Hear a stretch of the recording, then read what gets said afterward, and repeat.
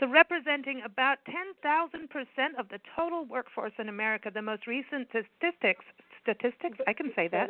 It's not Champagne Sundays that I'm still having a problem. Estimate that about 14 million employees are in the restaurant industry. That's huge. That's amazing. Exactly. Now, what about all the issues restaurants face? There's quite a few, and that's why we have San Diego employment attorney Ward Heinrichs back on Big Blend Radio's Tourism Excellence Show today to talk about restaurant employment laws. We're talking minimum wage, tips, tip pooling, rest periods, meal periods, you name it. Ward is a regular here on Big Blend Radio. He also has articles in both our magazines, Big Blend Radio and TV Magazine, and Parks and Travel Magazine. And so you can check him out. Just go to bigblendmagazines.com. Hey, Ward, welcome back to the show. How are you? I'm doing well. How are you doing? Good. Doing good, doing good. We just did a segment on national heritage areas and our parks, and I wanted to thank you. It's Memorial Weekend. Thank you for your service, and we're glad you're here, because we think Memorial Day those have passed, but I want to thank everyone. You're not honoring me because I'm still alive. You're here. We're glad you're alive. I appreciate we like it. you in our lives.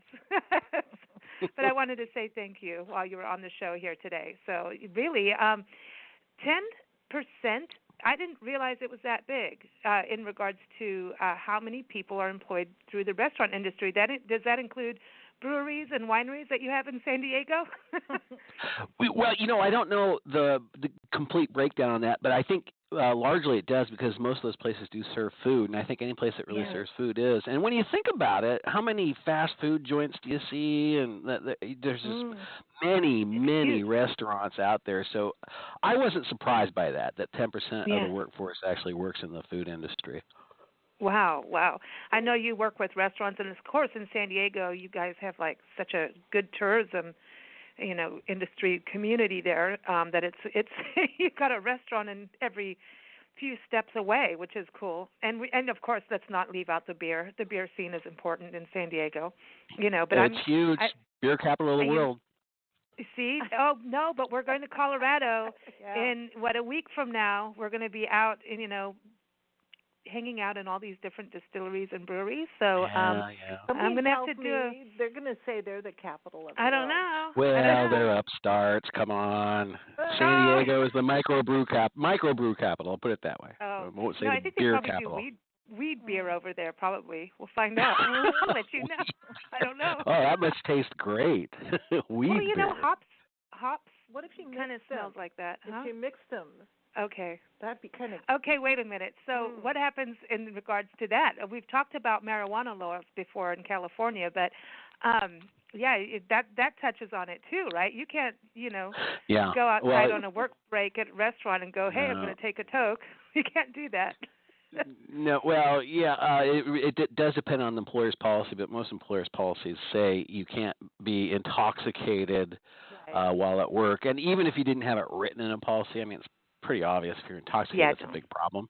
It's like, you can't do it. A restaurant, you go in to serve your guests, and you're like, man, I got the munchies. And then it's like, ooh, it's like, no, Fruit Loops for everybody.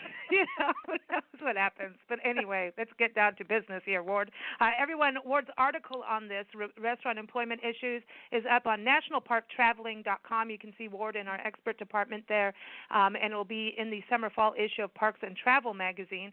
So we know that there's a lot. Now, minimum wage, okay, so this is, we always talk about minimum wage on the show with you, but this is, you say minimum wage at the federal level has not increased for many years, and it's $7.50 an hour. And then in California, it's been increasing. So I've got to go back to the age-old question, as an employer, who do we listen to? Yes. Well, the minimum wage is governed by the Fair Labor Standards Act at the federal level, and it says, I think it says it right in the act, and if it doesn't, it says in a case that has defined the act, that if states give employees greater rights, then those rights are the ones that are recognized. So if you have a higher minimum wage than the federal minimum wage in a given state or municipality, then that's the one that applies. Okay, so California and San Diego differ a bit, don't they? Yes, I didn't even get into the municipalities, but yes, San Diego has a minimum wage for everyone that's $12 an hour, regardless of the size of the workforce. Like the state says, it's if you have 25 or fewer people, it's $11 an hour, and if you have 26 or more, it's $12 an hour. But in the city of San Diego, it's 12 for everyone. And what I think is going to happen, though, City of San Diego has put in an increase, a yearly increase based on cost of living, but that will be outstripped pretty soon by the mandatory increase by the state. Because next year it'll be $12 for 25 or fewer, and $13, and then the year after that it goes up another buck, all the way to $15. So I'm pretty sure that the next year or two, the state minimum wage will be greater than the San Diego one, at least. Mm-hmm. Okay, so now you've got the minimum wage, and then we go into so there's tips, and so some of the so if you're not getting a lot in regards to your wage, your minimum wage, tips help you, but then there's this weird way of things, this tip credit stuff. I don't get it. Like it's almost like you're going off, you're getting your minimum wage, the minimum wage is low, and you're working, and then you get tips, and then the boss says, "Well, I'm using this like That's towards part of your salary. yeah." What? Yeah. That makes it not a tip. I know. I mean, I thought you got a tip Well, for being extra. Well, here's good. a tip: own the restaurant. Yeah. No, I mean, I thought the tip was supposed to be because you gave good service. And I know there are people who just tip automatically whether they got good service or not. So there's that. But, I mean, if you did a good job and you got a tip, it should be yours and not, the boss comes along and goes, okay, that's part of your salary. Because then it's not a tip. Well, there's that argument, and California has followed that argument. California says that a worker has to get at least the minimum wage, and if they get a tip, they get to keep it. And of course, we can get into tip pooling in a little bit, but basically you get to keep your tips. Federal law is different. It says, well, you can't. Now, I think the argument there is you aren't taking away the tip, you're reducing the wage. Yes, and so federal law, for whatever reason, said yes, you can reduce wages by the value of the tip up to as much as $5.12 per hour. But again, California has a different law. I can't talk about the other states, but I'm pretty sure that there are probably many other states that don't allow this type of credit. But if you are a state that doesn't regulate it, or does regulate it but just doesn't have a clause that deals with this situation, then you could be stuck with it. And I'm sure there are places where you are stuck with that type of credit situation. Okay, so now this part I need to understand too. You say the maximum tip credit is $5.12. Now, is that per day or hour? Per shift, per person? How does that work? Well, that is a good question. Since I don't practice federal law much, because California law, so I honestly, I can venture a guess. I don't know the absolute answer. I think that's $5.12 per hour. Mm-hmm. So if you get a large enough wage. So if you get a large enough tip to cover the $5.12 and your employer wants to take the full credit each hour, then your hourly rate is reduced. Now, if in the next hour, I'm going to assume you don't average these, but I might be wrong. In the next hour, if you make no tips, then they'd have to pay you minimum wage. And I'm pretty sure that's how it has to work, because if there's any hour in which you don't make the minimum wage, then there's a problem. Okay, so this is really cool for the restaurant owner, but not necessarily cool. It's like that draw on salary thing. Yeah. When we did we talked about that when we sold those music organs. I'm sure everybody musical organs. But you'd have to be at the store, and they would say you need to be here from 9 in the morning till 9 at night. Yeah. And honestly, we did go in, and then now we're going to pay you whatever wage it was. And then if you make a sale, so we'll pay you, but we're going to take away. This was exactly that draw thing. And I'd be like, I would rather be there and work when I know is, peak season for sales, Yeah, sure you would. then be there to clean your floor and and I'm essentially paying them back. So it's really the same thing in a way. Like then, I guess you could call that a tip credit in a way. because tips are almost like commission. Yeah, it's not a tip. You're not making a tip. Yeah. It sounds like you're when you're doing sales, you get commissions usually, and it sounds like you got a commission job, and maybe and some or sales jobs allow for a wage, whether it's hourly or a flat amount, in case and don't plus come. a commission. And but yes, they often will give you a set amount, which is a draw, that the earned commissions are credited against. So I think that's what you're talking about, and that's a little different than the tip situation because they're giving you cash, and they're saying, hey, if you don't make it, you get to keep. Usually, it's if you don't make it, you get to keep the $2,000 this month, and we are only going to get a credit of $1,500. But those are your true sales. And if you end up getting $5,000 worth of sales, then they go, oh, well, we already paid you $2,000, so we'll give you the extra $3,000. So, to me, that's pretty different. I think because they made you teach music, so part of your day was spent being a teacher is why they ran into so much trouble with the way they ran that business. Yeah. Because all of a sudden, you weren't on the sales floor while you were teaching. Yeah. Well, now that's no. I think I see what you're saying. You're saying that there are hours where you didn't even have the opportunity to earn a commission. Exactly. And then there were certain hours where, all right, now I can work and be a true salesman, but the other hours I'm mopping the floor or doing whatever. Right. Exactly. All right. In California, you wouldn't be allowed to do that. See, and the same thing with this tip thing, because the tip credit, it's the same thing. Now, what happens if you get certain tables and then the high tipper walks in? You know that high tipper. You've been serving the high tipper for a long time, and all of a sudden goes into the wrong booth, somebody else gets it, and therefore you're out, and now you have to go clean silverware. That would be like Okay. Well, yeah. In California, you're going to get at least the minimum wage, and if you don't get the tip, you just don't get the tip. Now, there might be a tip pooling situation where you do get at least some credit for that, but yeah, if the high tipper somehow doesn't get sat at your table, you're going to make less money that day. There's just no way around that, I think. Well, how do they divide up who gets what table? I mean, you might have in a restaurant, here's a really nice place to sit by the window if you like window seating, and then somebody else gets the back by the kitchen door and nobody really wants to be there. And so you don't get as much tip-wise as the people with the nice seating. So how do you that's even a common complaint. Yeah, that's just internal management. There's no law that governs that. Now, I suppose it's possible that you might be picking on someone because of a protected class category.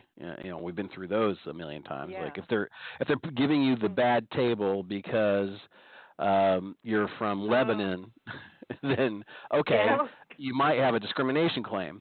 But if they're just doing it because you're new and there's some type of system where, it gets it doesn't even have to be fair. As long as they're not picking on you because you're in a protected class, then they can do it. It's not discrimination. Yeah. Okay. So so there's the pooling. But that's a big problem. No, I agree with you on that point. There are better tables than others, and that can be a big management issue. But the state generally won't step in on that one. Okay. The tip pooling. So this gets interesting because then it puts everybody in the pool. This is like, here we are, socialism of the tips. What if everybody's in the waitress and she gets part of the tip? I had to throw that word out just to rile people up. No, maybe you put it is a everybody little in this socialistic. pool.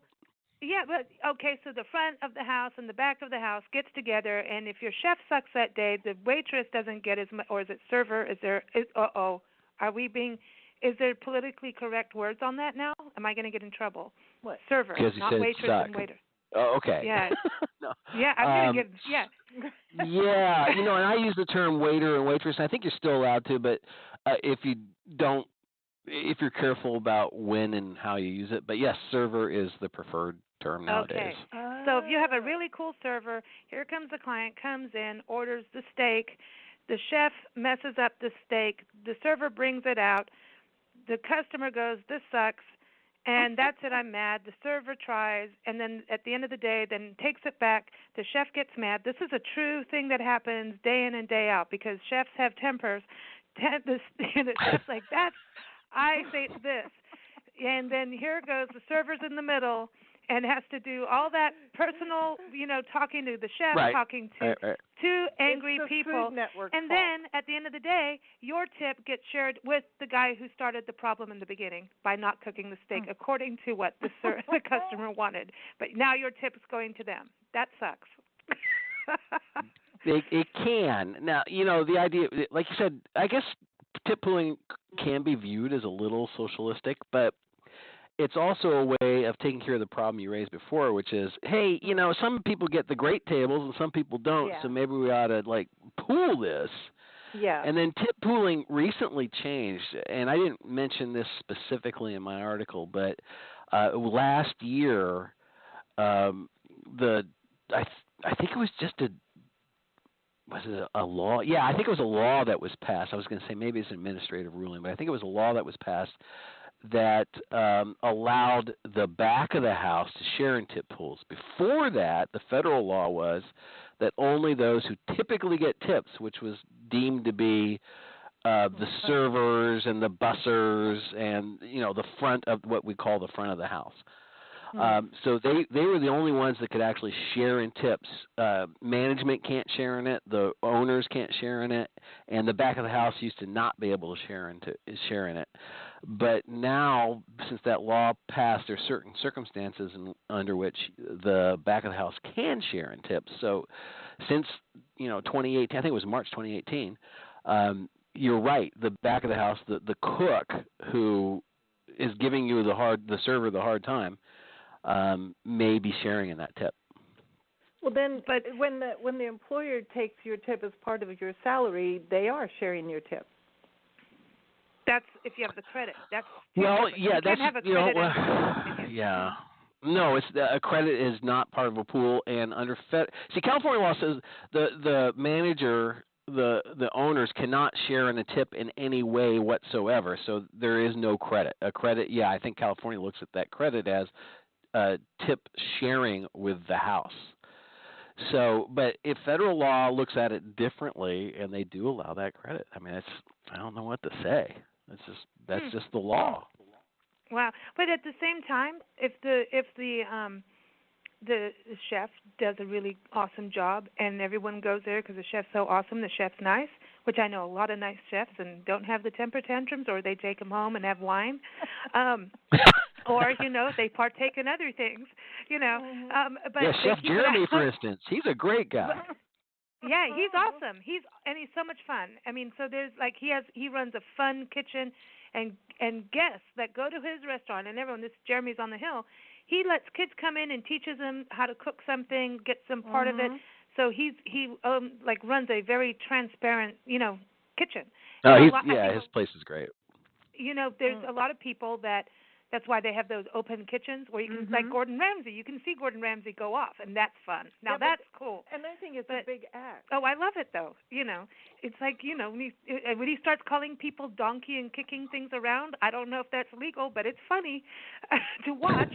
Maybe not be the person that he's calling a donkey. He called that one lady a fat cow. I know, that's not a good thing. Really? Dude, and then you've got the door, the swinging door that can get in things. But when you have the happy restaurant that's producing good food and everyone's happy and everyone sits down, like you're saying with Jeremy, people come in, everyone's happy, then the tip pooling thing is a cool thing, and everybody is in a constant, solid teamwork. I mean, that's what I was saying. Thank you for your service award, because you also, from that, know that in military, you can't go into battle without a good, solid team. And so, oh yeah, absolutely. That's the same thing when you run. And I know there's that military guy that does kitchen stuff, Robert. Restaurant Impossible dude. Yeah, but he takes the military side of it, and if everyone does their job, everyone can enjoy themselves and have a good day at work, and so can the customer. So it is that. So then you could share tips. So if the restaurant is having management problems, Oh, no matter what you do, it's going to come back, right? There's that's something what it I comes want. down to.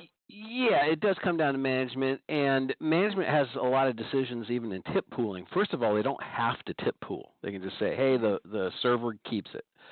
And then if they say, "Well, I think tip pooling is a good idea," of course they can't share in it. Management can't share in it, but they can also limit other people who share in it. So they can say, "We just do front of the house." That's not an illegal tip pooling arrangement. So there are many management decisions in how a tip pool will be run. It's not totally controlled by the state. Okay. So you can, it's how you do it. And then when you hire someone and they come into the restaurant as a server, say, doesn't that have to be upfront that they understand and kind of like say, okay, I get this? Because otherwise they could get, upset about it later. Well, yeah, and tips are really interesting. They're not considered part of an employee's regular rate of pay. So it doesn't get factored into overtime calculations and other things. So it's maybe not even a wage. I mean, it's kind of a borderline thing. Certainly for purposes of calculating overtime, it's not. For other purposes, maybe. But whether what the employment law ramifications of tips does really depend on the circumstance. So you'd have to spin something out for me, and I could tell you whether there's a clear law on it or not, and tell you how tips might affect that. Okay, so here's the first thing on this is you get tips on credit cards, right? And then there's the cash tip. And I always think the cash tip's better. And what if there's a tip pool going on, right? Here comes the tip pool, and you're like, okay, no, that's it, and I got cash. I'm going to have an extra pocket. I know, us women have pockets in places like, this, we put them in our bra. I don't care where it is. I'm going to stuff it somewhere. No one's going to see that. I'm taking that. No one knows. And then someone sees you do that, and all hell breaks loose. But you stole your own tip money. Yeah, the defense is I earned it. I earned it, and nobody told me when I was hired that I'm going to have to, hand over my cash. See? Yeah, and that could be out of my own pocket. Yeah, that could be tip.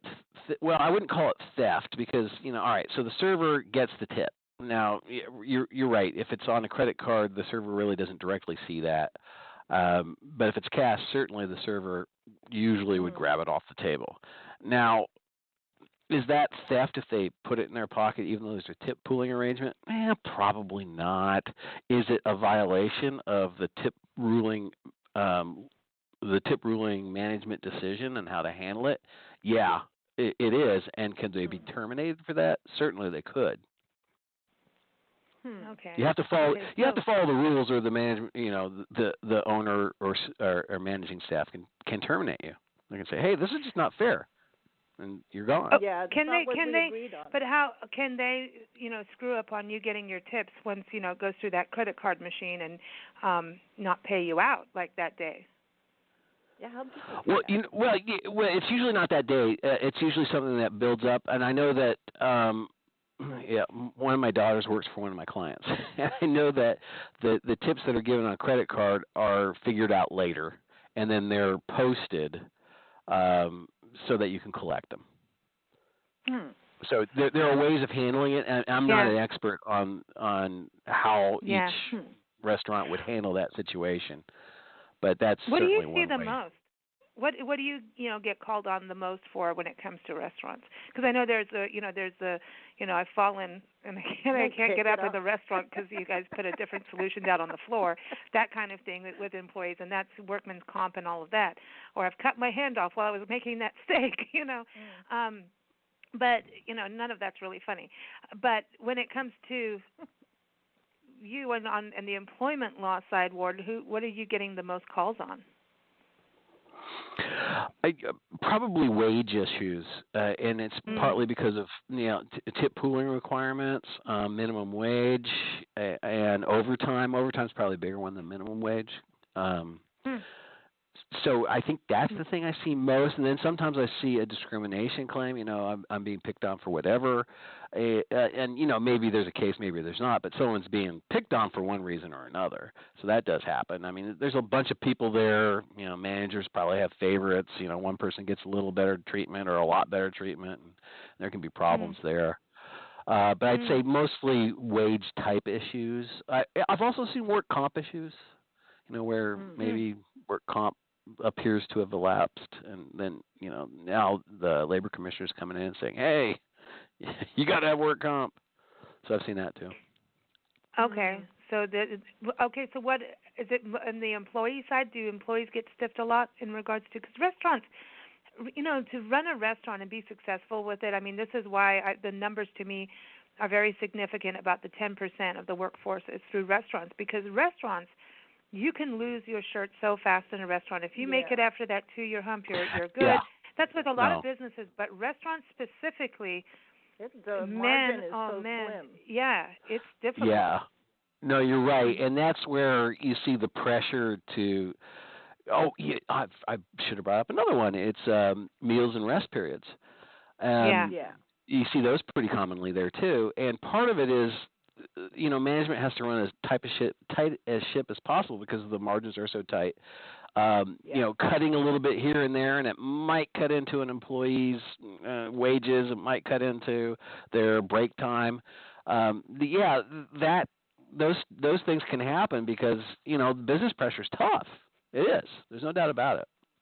But then the waitress doesn't really want to take a break because now she's not going to get tips. Exactly. Where other businesses, I never had a problem with my people taking breaks. No, because they'll sit there and I had a problem saying, "Hello, you've been here for 2 hours. You think you might want to go to work?" Especially smoking breaks. Like you'll have the one girl, like you'll see they'll. I mean, I've worked in the restaurant industry for a while, and there'll be that, okay, that customer's almost done, and then you're like, okay, it's break time. And if you have a strong management, they make you go right there and then, and they're watching everybody like a hawk. That's a good management structure. But if that isn't happening, you'll have the other waitress who's been leaning on tips all day going, "Don't worry, hon, go out and have a smoke break. I'll take care of it. It's at the end." And you go out, as soon as you step out the door, she goes in and may even upsell and say, "Oh, don't you want another drink?" or whatever it is. But she'll get that tip, and maybe, if you're lucky, you get 10% of the damn tip. That's what happened. That can be a problem. And tip pooling is one way of caring for that, and there can be other maybe more informal rules like, well, if she had the table, she gets the tip, or she tips you out a certain percentage of what the tip is going to be. So there can be lots of different management tools that could be used to make that a fairer situation.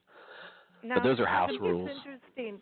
In the restaurant field, it's called a tip. In the insurance business, it's called a bribe.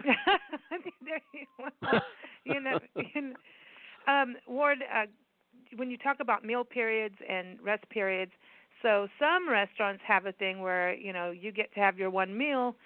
Is that just like a perk, or does that go towards your we're paying you through food like what they do to bands? Like, here, if you play real cheap for my bar, you get a meal. You all get a meal, and here's your $10. Well, I don't think giving away a meal changes the pay structure generally. Certainly in California, you still have to pay minimum wage whether you give them a meal or not, give them food or not is what you're talking about. And they, tip pooling, or people who are entitled to tips get their tips still. That has nothing to do with that. What I have seen is offering food as a way of keeping employees happy, keeping the workplace a better place. And it's a perk. So I really haven't seen that abused, and there has been some law on that. There was a case that's it came out 3 or 4 years ago, I think, and it said that yes, if you come into work, you can have your meal period within the first hour. So you clock in, then you clock out, take your meal period, and clock back in, and the court said that was okay. So Excuse that's me. I'm hungover, but I'm going to go to work, clock in, and go lie down in my car for an hour. Well, Sorry, and in that situation, I don't remember if they actually offered food or not. It wasn't that significant. The significant thing was you could get a meal period. The first thing you do is get a meal period, essentially. So that's legal. But you do have to, in California, again, you have to have your meal period before the 5th hour ends, or the 4th hour ends, I guess, before the 5th hour starts.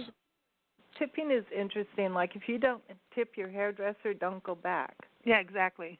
Yeah. Don't. It's not going to be good. Well, restaurants, too, you got to be nice. But the meal period, going back to that is, the same thing as a rest period. That's where I've seen management being very strict about, and I've seen it in retail stores, too, that no matter what is going on, you need to go at your, we'll take over the register at this point. You need to go on your break, because it's almost like when somebody doesn't take their break when they're supposed to, now the whole thing starts to get out of whack, the whole system. Just the whole thing. It can. I mean, it's not legal to not have your breaks. So right. Whether you want them as an employer or not, you got to take them. But you said in your article. Well, actually, that's not true. That's not true. Oh, really? You don't have to take them. Yeah, all an employer has to do is offer the opportunity to get a meal period and a break. They're not required to force you to take a break. So if you elect not to, in California, Man, in South Africa, if you didn't, the break had to happen. Don't you need to document that in something? You talk about that in your article, that you need to document or something. That's the problem with people skipping breaks and skipping meal periods is there's no record of it. Right? And if you skip a meal period, there is a record of you actually working through the meal period. So that's evidence of I didn't get a meal period. Now, again, the standard is that did they offer you the opportunity to take it and you just decided not to? So you can still win that case as an employer if someone doesn't take a meal period, but what you're going to have to show is that they decided not to on their own. And that, obviously that brings up big problems. So often when I'm advising employers, I say, you know what, you're better off counseling and disciplining for not taking meal periods and rest periods that you offer, because if you don't, these problems can crop up, and then you're going to terminate someone someday, and they're not going to like it, and they'll come back and say, "Hey, I missed all these meal periods," and there's an issue. There's no clear proof one way or the other. When somebody does that, doesn't want to take their break, that's a real red flag to me. I learned the hard way. No, but they know they're big tippers walking in. I didn't want a restaurant, but I'm just saying that in general, when an employee doesn't want to take a break, that's a red flag. It's going to get you in the end. I'm telling you. Good servers are really good salespeople. They really are. They can really lead to problems, and that's why I think employers are better off enforcing break times. Yeah, I think so. Wow. Okay, so you got to know your meal periods, your break times, know about your tip pooling versus credits, and okay, man, I think I'm just going to open my own taco stand, and that'll be it. I'm just going to stand on the corner with my little, street food thing, and that's about it. Get a lunch truck. I know, get a food truck. And now, are there things happening with food trucks? Because I'm just always wonder about that because of the heat. And, when you talk about rest periods, I think about the kitchen is so hot. Every chef I know, and sous chef comes out of there, and they're, you're just sweating. Drenched, you don't need a sauna. Yeah, you're drenched.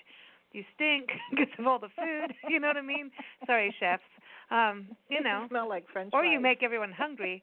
It's like, here, I've been sweating, but you come out of there, you do need to have a break because of the amount of heat. And you go in a food truck. The food trucks, I've worked in them, and I've been in them just on interviewing and stuff like that, and food trucks can get pretty, hot.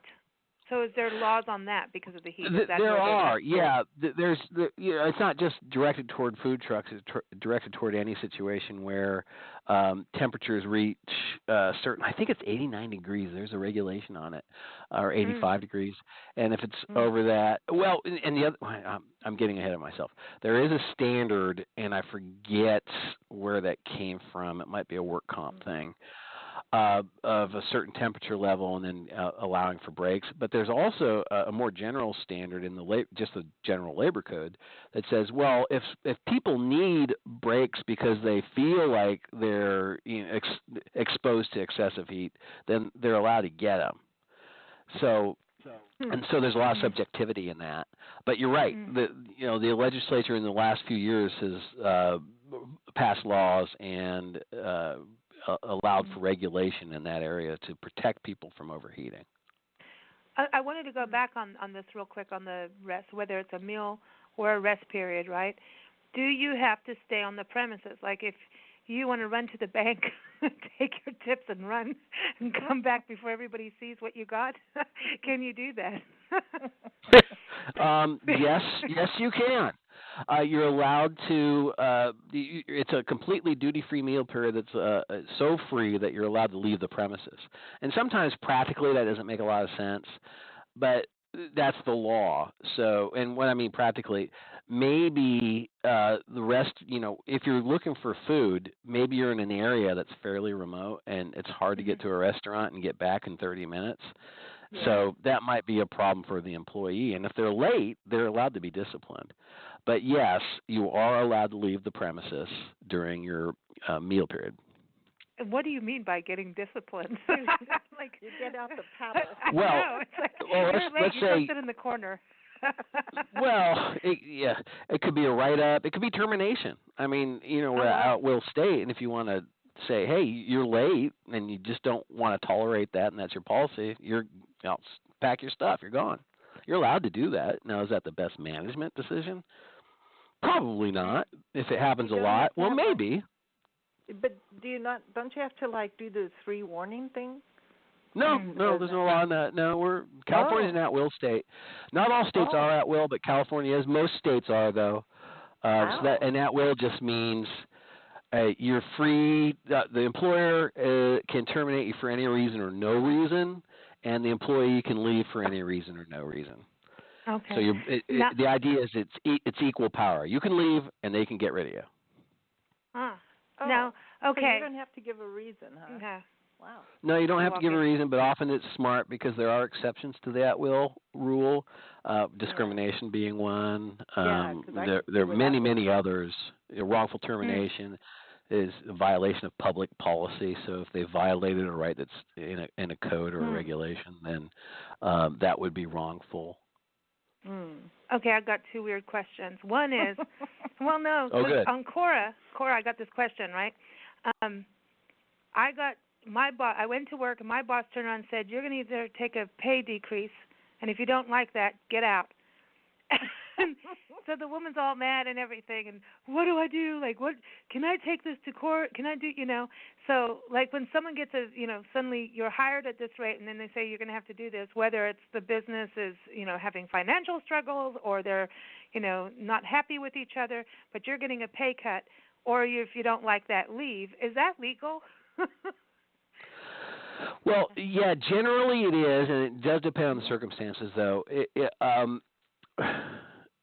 If you're making $20 an hour, if you're making $20 an hour, and the employer says, "Hey, look, times are hard. I really got to cut you back. I'm sorry. It's $15 an hour now."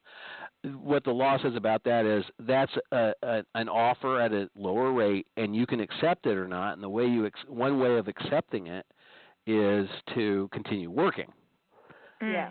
But you're also free to leave, so you could just get up and go. So that's up to you. Now, are they doing it for illegal reasons? Are they picking on you because you're in a protected class? Well, that would be discrimination. So there's all sorts of situations where it could be illegal, but generally you look at that and say, well, no, it's not illegal unless I learn more information that would point to some other type of potential illegality. One thing people that sometimes forget is when you have a job, you're always free to leave. And it's kind of, people get it in their minds that they can't leave because of this, that, or the other. Those would be personal reasons, like if you leave, you won't be making money until you get another job. But you are actually free to quit. Yes. In at-will states, certainly you are. Yes. And Yeah. sometimes it feels so good. You get out there and go, "Yay, I'm gone," and then they go, "Ding dong, the witch is gone too." Quitting can be a good feeling. That's a Okay, win-win. I Yeah. know. So the other question. Okay, so I watched Undercover Boss late one night. See now, Oh this boy, is what here we happens go. when you now live in hotel rooms. Suddenly the TV's there because I used to have a no TV policy, and now that's over. So Undercover Boss was on, and it was this restaurant. Oh, it's a gym. It was a gym. This guy had this thing of gyms, and he went undercover, and they have a juice bar. And now it's got all these franchises. So he goes to all these different franchises. He goes to work with the one girl in the juice bar, and she's like, her language was terrible. She wasn't following protocol on how to make the different smoothies and things. She was adding more chocolate. I'm like, yeah, put it in. But anyway, the guy comes up to pay his dues, and she like swore at the guy, one of the customers. And the guy who owns this whole thing is like fuming, right? So at the end, they do this whole thing where they give people cars and money and all this stuff, and here comes the emotional music and, all that stuff. And here comes this girl, and he brings in the owner of the franchise and the owner of the franchise and gets him to fire this girl right on the air. I mean, right there. And I'm like, dude, this is crazy. How did she even sign off for this? They must have paid her off something to do it because that's your reputation out there. And then so what happens in regards to this thing where you fire someone? What happens if in the franchise thing, does that change for you as an employment lawyer when you're working with a company because restaurants have franchises all over, Mm-hmm. Does that change for you in regards to, do you always just deal with the franchise owner or does it ever go into like, this is like the corporate level? Does that change? Because I was wondering about that with this thing where it's like, how does that work in regards to employment law, franchise versus non-franchise? Yeah, generally the stuff I do would be to either help a franchise owner with their employment issues, or represent an employee who has an issue with a franchise owner. And the cases I've had have not gone beyond that level, but there are situations that I've read about where maybe a franchise policy is unfair for whatever reason, and so then the corporation can potentially be brought in. Now remember, that's pretty tough because they have all sorts of agreements, contracts, etc., that insulate them to the greatest degree possible. But it's not impossible. So there are times when a policy that's franchise wide could implicate the corporation itself. Would that be like a class action suit? That could. Probably would be if you're bringing in the whole corporation on a policy issue. Yeah. Wow. I was just wondering that because it seems like that's the business model. Everybody go out and get your franchise. It just seems to be a very popular way of doing business. It's get your business going. Once you do that, sell it to everybody else and license it out. But it's not really your business in a way because it's everybody else's idea. No, but it was just interesting to me on that. Well, Ward, thank you so much. Always fun conversations. You never know where these are going to go, but we did good on sticking on topic, I thought. You never know with us. I thought you did very well. A+. Hey, Yay. that's because it's not a Champagne Sunday. those shows, good luck to everybody. But everyone, again, Ward's article is up on nationalparktraveling.com in our tourism hospitality section. It will be in the summer-fall issue of Parks and Travel magazine. But you'll see Ward as an expert there and also on blendradioandtv.com. And his current article is on the ADA laws for employers. So you want to check that out in the current and new issue of Big Blend Radio and TV magazine that came out yesterday. So again, that's at blendradioandtv.com. I know that front cover makes me hungry. I know. It's good. Fried chicken is always good for the vegan in me. Yes, that's not going so well either. So everyone, again, go to Ward's website. That's even more important. bestemploymentattorneysandiego.com. Very easy to remember. bestemploymentattorneysandiego.com. He's on Twitter under Ward Heinrichs, and you'll find him on Facebook as well. So, Ward, you know what your song is today, right? I know we've played this for you before, but I'm going to play it again. I'll just let you play it. I'm not going to try to guess.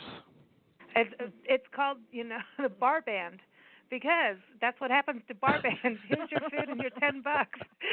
So, and then it raises the whole thing about independent contractors. So I had to do that too. But have a wonderful Memorial weekend and a long weekend, and we'll talk to you soon. You too, Lisa and Nancy. Have a great weekend. You take care. Here it is, Bar Band, everyone. This is from the first album by the Tall Men Group. It's called 12 by 6. At that point, they had 6 tall men. And the sixth one, Jeff Kozak, will be on our show this Sunday, so keep up with us there. So here it is, Bar Band. You can keep up with them at tallmengroup.weebly.com.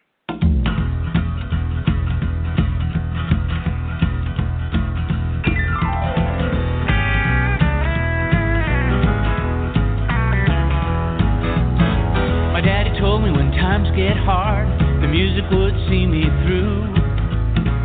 So I played night and day when the world was new. I spent time in the army, I found myself a wife. We had kids right away and a pretty good life. And as the years moved forward, the engine lost some steam. Oh, where was that American dream? This is not the life I planned. Working a day job and every night playing in a bar band.